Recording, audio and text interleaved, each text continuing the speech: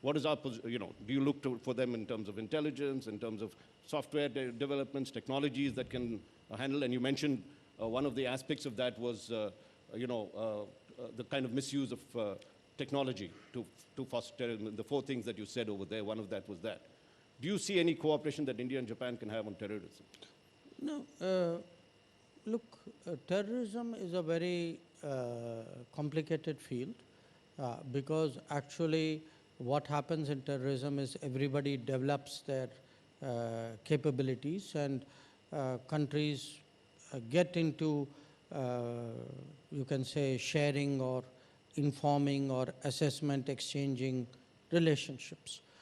So I wouldn't necessarily single out terrorism. It could be broader than that. But when you have a good strategic relationship with any partner, then part of that is really to shape your, to have those exchanges, and then the systems get comfortable with each other, and there are benefits that flow from it. But the fact is that while we are, of course, both Asian countries, we are located at 2 very distinct sub-regions, which each have their own challenges. But in this day and age, look, you never know who's helpful where.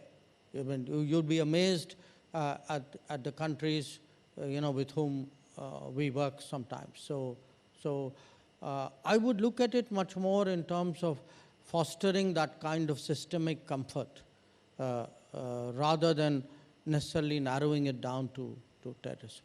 Now, on the subject of terrorism, India and Pakistan relations touched a new low with the strong language used by your counterpart, Foreign Minister Bilawal Bhutto. Your comments on the fact that of the way he spoke. Sorry? What do you say about the way he spoke? And I think my ministry has said very clearly what we think about what he said.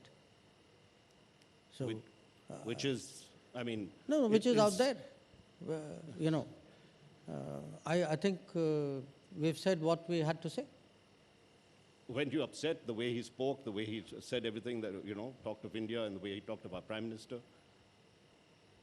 Well, let's put it this way. Our expectations levels with the Pakistanis are never very high.